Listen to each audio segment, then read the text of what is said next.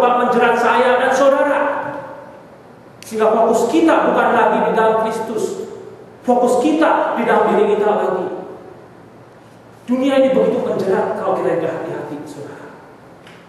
Bukan saya dan saudara mau mencekokin saudara untuk setia di gereja ini, enggak.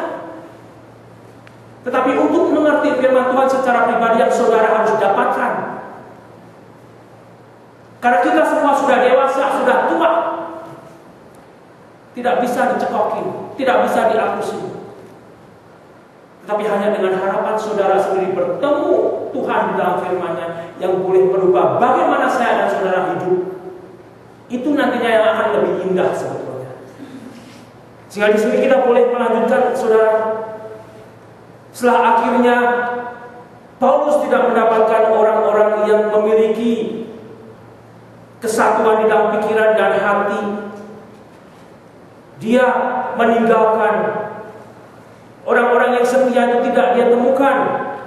Tetapi yang indah di ayat 22 dikatakan, kamu tahu bahwa kesetiaan si Timotius itu telah teruji, dan bahwa ia telah menolong aku dalam pelayanan Injil sama seperti seorang anak menolong bapaknya.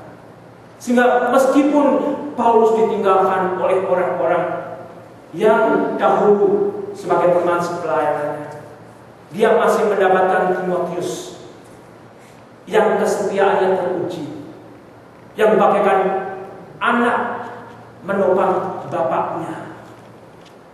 Ada satu pepatah asik. Biasanya orang nomor 2 itu akhirnya menjadi betrayer.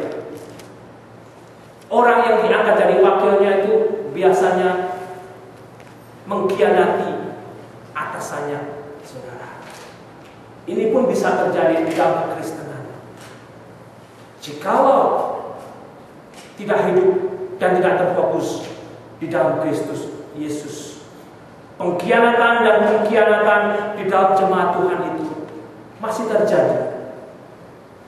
Diberikan anugerah untuk menduduki satu jabatan, tetapi justru disalahgunakan untuk tidak sehati sepikir di dalam Kristus, tetapi disalahgunakan untuk kepentingan dirinya sendiri.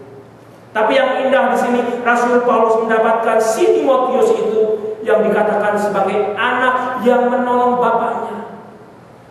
Ada satu bagian yang indah sebetulnya yang kita juga boleh pelajari. Itulah saudara sebetulnya. Saya dan saudara dan jemaat lain itu bagikan saudara yang sehati, yang sepikir, selalu menopang pekerjaan Tuhan. Sebetulnya nantinya siapa yang ditinggikan di setiap pelayanan? Istilahnya, adakah bendera GKI Anugerah yang berkibar tinggi? Adakah nama gereja-gereja lain yang berkibar tinggi? Ataukah adakah nama-nama pendeta lain yang berkibar tinggi? Itu yang akan membawa celaka kembali. Tetapi yang berkibar tinggi adalah Yesus Kristus. Jemaat Tuhan akan membawa berkat.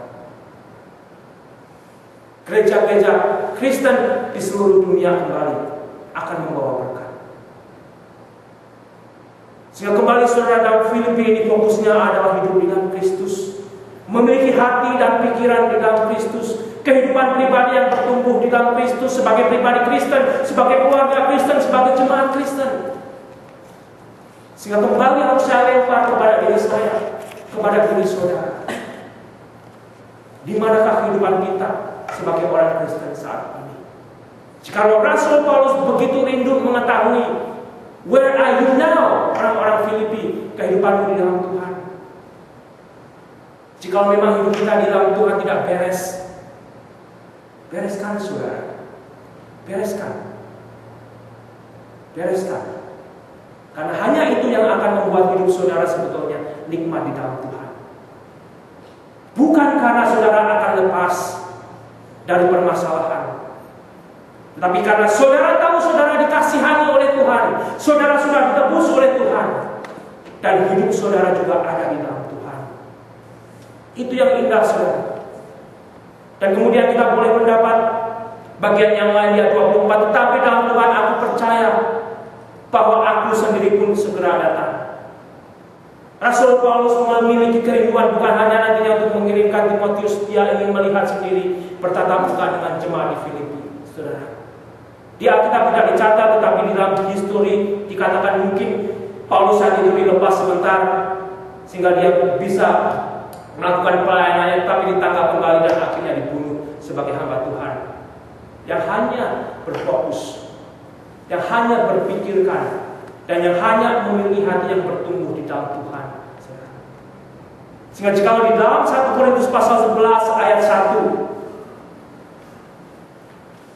1 Korintus pasal yang 11 ayat 1 saya akan bacakan bagi saya dan saudara. Di situ Rasul Paulus mengatakan, jadilah pengikutku sama seperti aku juga menjadi pengikut Kristus. Imitate me just as I also imitate Christ. Saudara, mungkin ini bukan satu gambaran yang kita temukan saat ini. Jika Rasul Paulus berani mengatakan imitate me because I imitate Christ, adakah hamba-hamba Tuhan saat ini juga yang mau diikuti? Mereka mengikuti Tuhan, mereka mau mengosongkan dirinya, mereka mau mati memperhatikan jemaat Tuhan dan membawa berita keselamatan bagi mereka yang terhilang.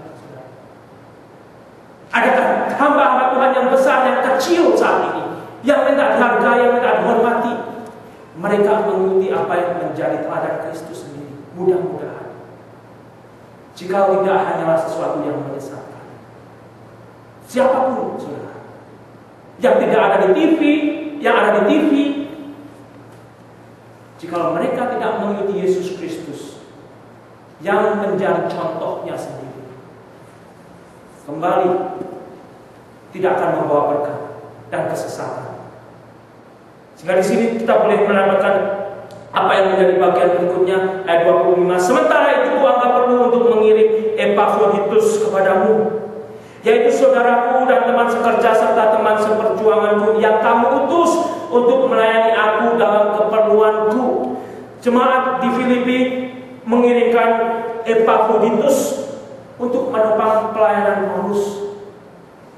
Dan saat ini Paulus akan mengirimkan dia kembali di tengah-tengah jemaat di Filipi. Bahkan dikatakan karena ia sangat rindu kepada kamu sekalian dan susah juga hatinya sebab kamu mendengar bahwa ia sakit. Tetapi yang lebih menyedihkan di sini si Epafroditus, saudara. Kalau kita perhatikan teman-teman seperjuangan Rasul Paulus memiliki ciri-ciri khusus, saudara.